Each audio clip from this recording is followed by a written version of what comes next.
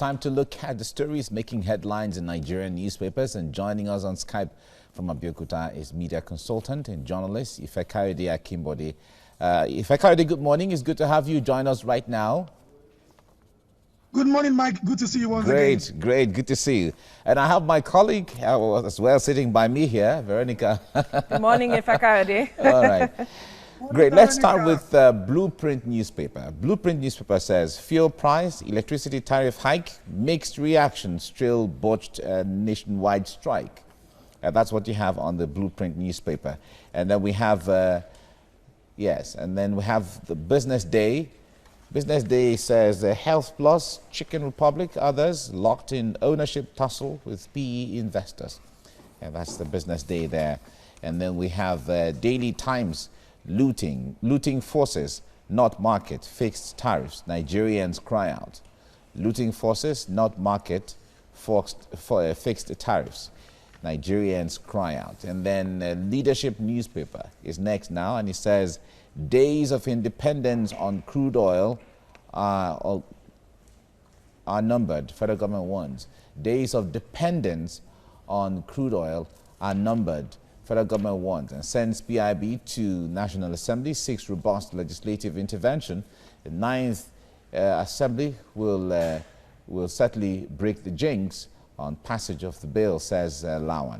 And Nigerians are looking forward to all of that. Okay, that's.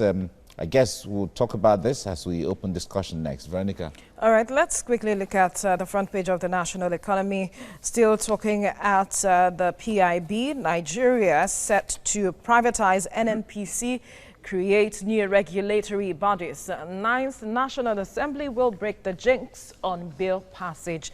Lawan is speaking there. All right, we'll move now to the front page of the Daily Trust. ICPC uncovers multi-billion naira TSA scam, says 2.67 billion naira school feeding money in personal accounts. Tax evasion, unapproved allowances rife in MDAs. Legislators convert constituency projects to personal use. All right, and finally, on the front page of the NewsDirect, ICPC discovers 2.67 billion naira school feeding fund in private accounts. Chairman mentioned the culprits. Humanitarian Affairs Minister tells ICPC boss. And that's all on the papers, on the front pages of the papers this morning. Okay.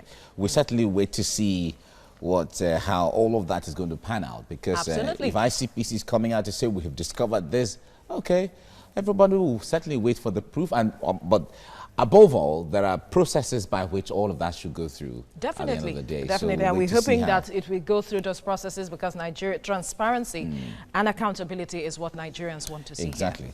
All right, let's get to the story on the front page of the Leadership newspaper that says that days of dependence on crude oil are numbered. Federal government warns, and certainly we see the move to talking about the issue of privatization of the NNPC and then the passage of the PIB and all of that. Well, Ifekayode, I wonder what you make of this. Nigerians are applauding this one way or the other, because if you look at, if you take a cue from what is happening in Europe and parts of Arab countries, where they're fixing dates for when they will go beyond fossil fuel, this seems Nigeria is also taking a cue.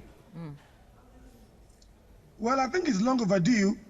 Any serious nation of the world will know that you cannot be over-dependent on one source of income for a nation as big as Nigeria. Aside the issue of oil, I mean, since 1960, when oil came in commercial quantity, you know, Nigeria has not done anything beyond relying on income as a major source of income or revenue generation for the Nigerian government. I mean, the fallout of this COVID-19 actually shows that Nigeria is in serious trouble. When oil prices crashed all over the world, when nobody was buying our oil, it was obvious that we were heading for a doom. Good enough that the government is thinking right. I mean, most countries of the world are now going digital.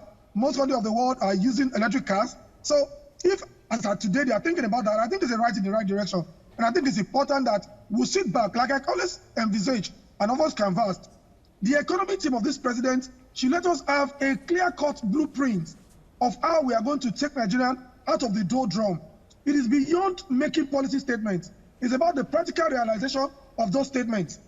Because over time, we have had people from governments making pronouncements, but we have not seen practical realizations of those policy statements. Going forward, I hope that they will do something that will be meaningful, that Nigeria will be better for it. Beyond those statements that I've made, I want to see the practical steps that the economic team of the government will do to ensure that we no longer rely on oil, or else we might be heading for the doomsday. I pray that it doesn't happen to us.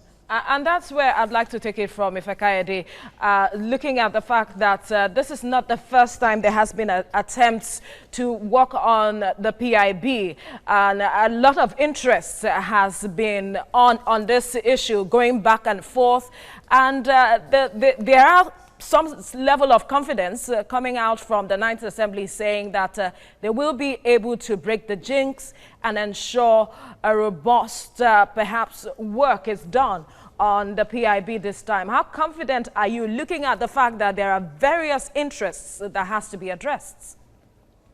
It's about the political will. It's not about the interest. If the political will supersedes the interest of anybody, it will come. You see, this assembly will have to demonstrate, because the president of the Senate, the speaker of the House of Rep, are in the same party with the president.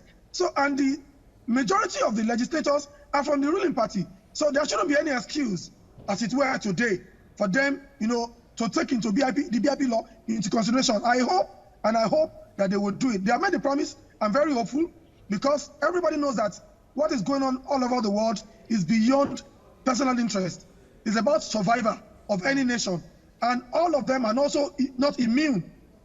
We've seen that during the pandemic, rich men were dying in the country. So it is everybody. So we have to look for other means of getting this nation out of the doldrum. And BIP is extremely essential. So I hope that there will be the political will, and I'm very hopeful. Veronica, I'm very hopeful they will do something about it. All right. Well, hopefulness is really a good thing we all need to have. But if you're talking about moving past the days of crude oil, what do you think has to be on ground first before we get to that phase of our economic or social life? One, I said, we should have a clear-cut economic policy of a government. It's extremely essential. One, if you have that, that will create a policy direction for everybody, every member of the nation to key into. When agriculture is our mainstay, we should encourage young people to go back to farming and ensure that we create a platform by which all these resources can be exported. We have over-depended on oil for a very, very long time. And as bad as it is, as of today, we still import as much as toothpick from foreign countries. We still import as much as fruit juices from foreign countries. It is ridiculous. It's ridiculous. We have to go back to farm. Once we go back to farm, which is our mainstay, then Nigeria will get better for it. If there's a practical economic blueprint and we follow it through with the political will, then things will get better for this country. As it stands, Ifekayode, is it possible for us not to still depend on oil? Is there that sector that can stand as that sector that Nigeria can rely on now? Is agriculture what it is? Or is the mining sector what it should be that would provide that turnaround that the economy needs at this time? Because the government is looking at diversifying the economy, is looking at the mining sector as well as agriculture. Diversification is the key word. But when you're diversifying, it's a process, it's in stages, and it's a gradual process. But like I keep saying, we need to know the economic blueprint.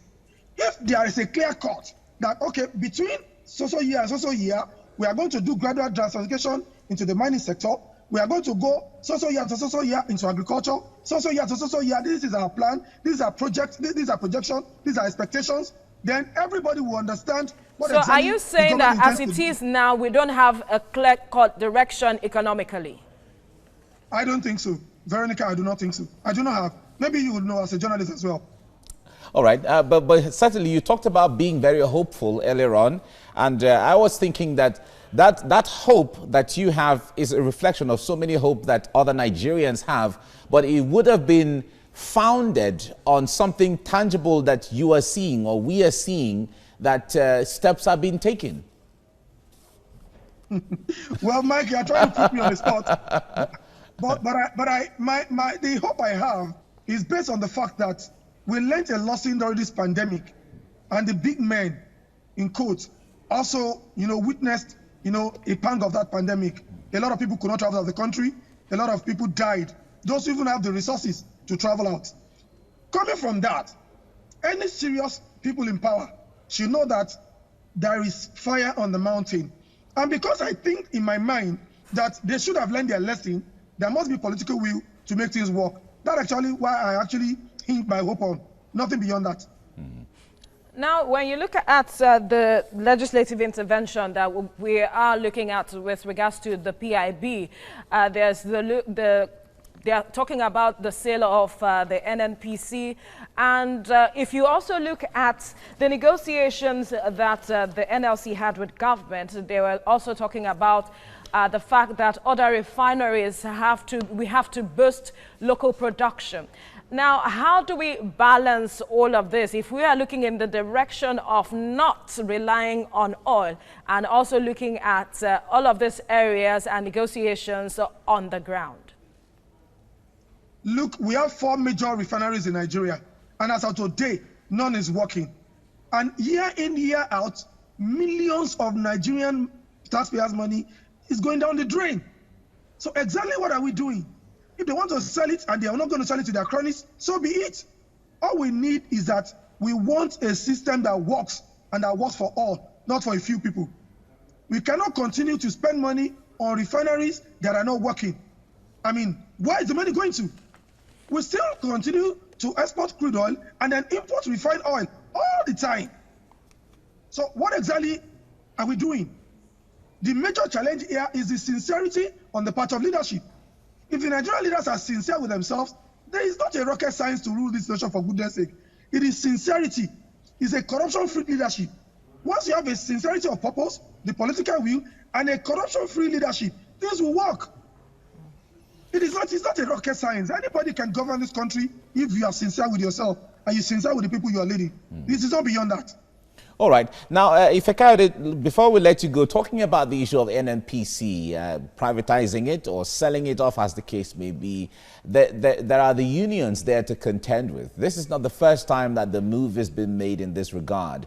Do you foresee antagonism or some kind of resistance from either the unions or some Nigerians and all of that? Mike, you remember that the PDP candidates in the last election, Atiku Abubakar, actually talked about selling of refineries and, of course, unbundling the NNPC. And there are a lot of reactions. Look, there will be trade union disputes in any situation because the trade union leaders must protect the interests of their workers, which is essential because, of course, I was born by a trade union father, and I know essentially that that's exactly what they will do. But if, before the government, goes on privatization or outright sales, they need to sit down with the stakeholders and talk to the union leaders and protect the interests of the workers. Once their interest is protected, things will work fine. It's about just being sincere. If they know they are sincere and their interest is going to be protected, things will work well. We've seen it in the communication sector, the telecom sector. Look, it is there now, and Nigeria is getting for it. So I believe that they must do privatization, but with sincerity of purpose and the protection of the interests of Nigerian workers working in those sectors. That's my belief.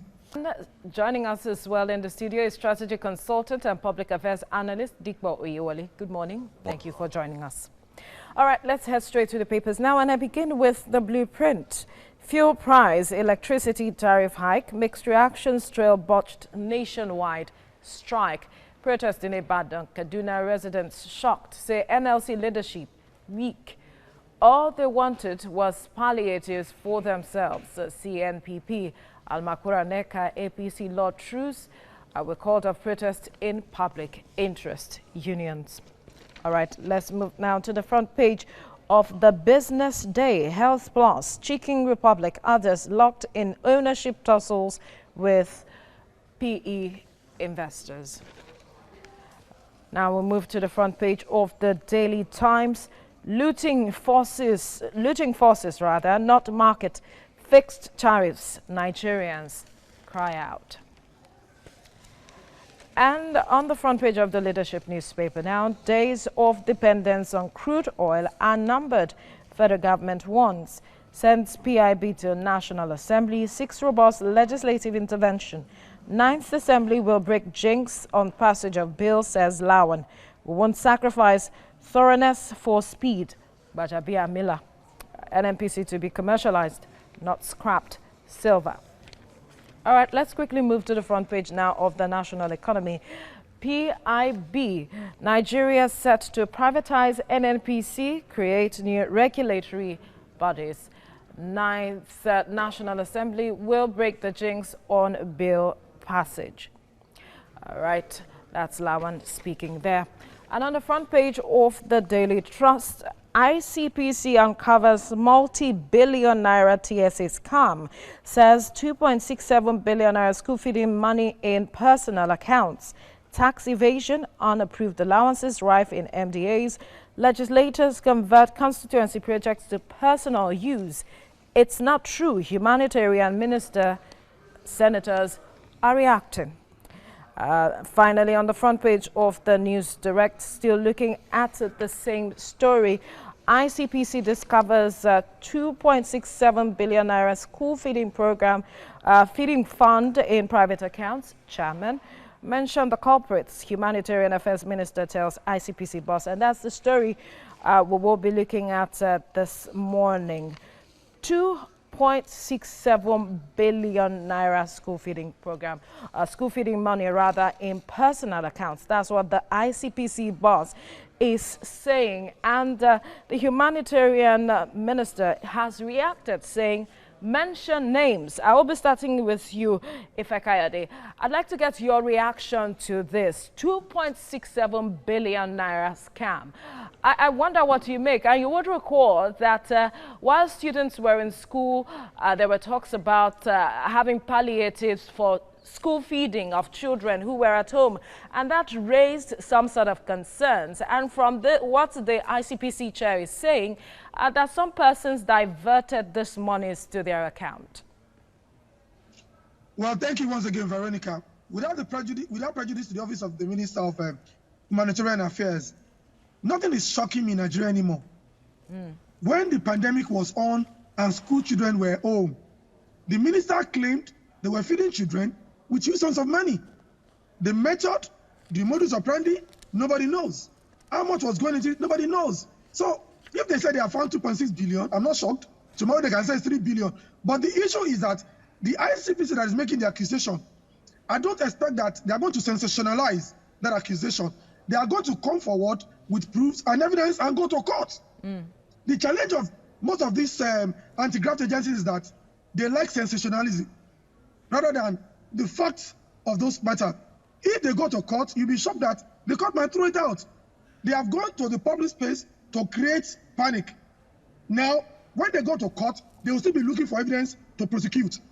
Instead of them to come to the public space, they should have gone ahead and do their due diligence and thorough investigation.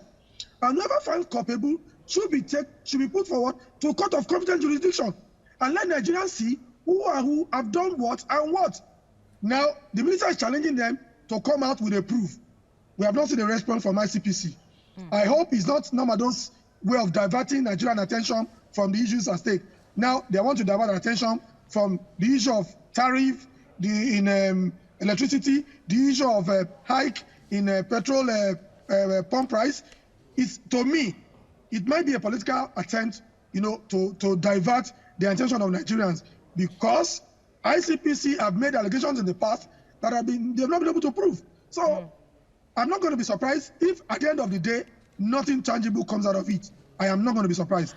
Let's bring the conversation to the studio. Dikwa might have a different view to this.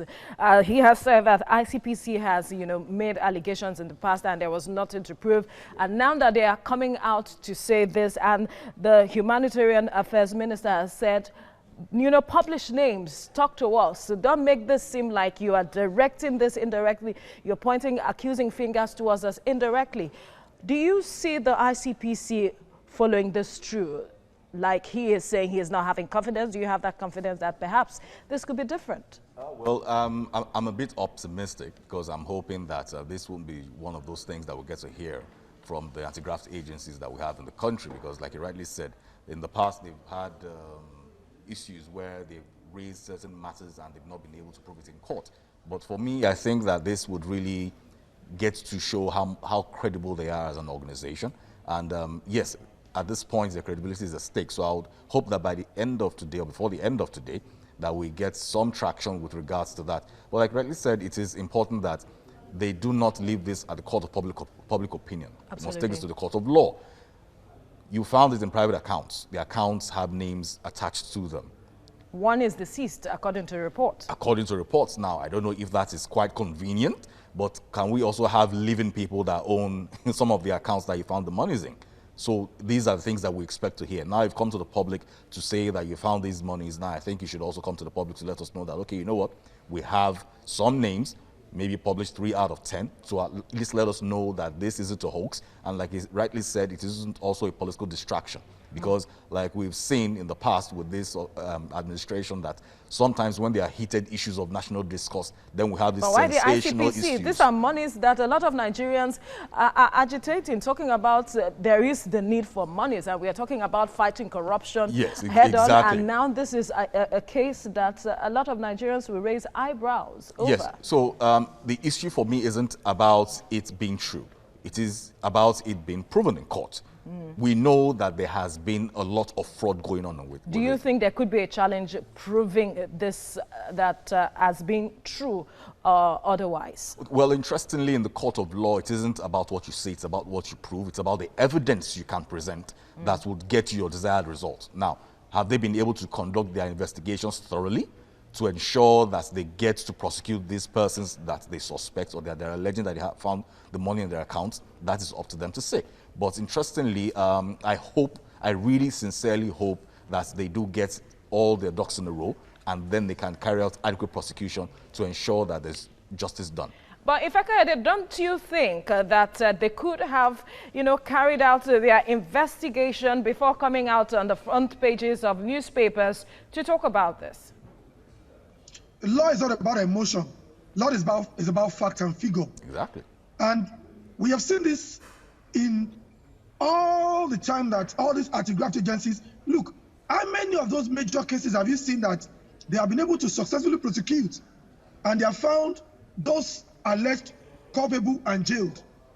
Sometimes they come to the public space, to the newspaper, to shout, to mention figures, and when they get to court, they will still be seeking for adjournment to look for evidence to prosecute. I think it's a pattern with this government. What they basically do is sensationalize to create some semblance of working to fight corruption. When it comes to substance, it is zero. And no nation can progress when you are doing this. We've become object of ridicule around the globe. You must be able to show evidence, seriousness, capacity that you actually want to fight corruption. In a normal climb, nobody comes to the public space to shout that they have found so amount of money in a certain account without first going to court or arrest. Once they arrest and they take it to court, they can now come out with the evidence against the suspect. But in Nigeria, what we do is that we come out to the public space, we shout, we create public sympathy, and then it becomes issue of national discourse. It takes away, the major issues at hand, and then Nigerians are so easy to manipulate. Once they say, hey, 2.5 billion stolen, nobody talks about fuel increase, nobody talks about hiking, all of these things, and then we'll have what to discuss for another 2 or 3 weeks, and that thing will go down the drain. Another issue will come up again. It is a political system of manipulating the ordinary people on the street. And how long it's going to pan out, I do not know. That's my opinion. But the essence of the TSA in the first place was to block issues of corruption. And we are seeing that it doesn't seem to be addressing that at this point. What concerns do you have with regards to that?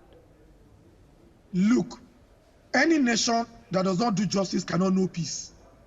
The problem of Nigerian nation is essentially about leadership and sincerity of purpose. When you have people appointed to position of leadership and they are not sincere, you can't have a corruption-free society.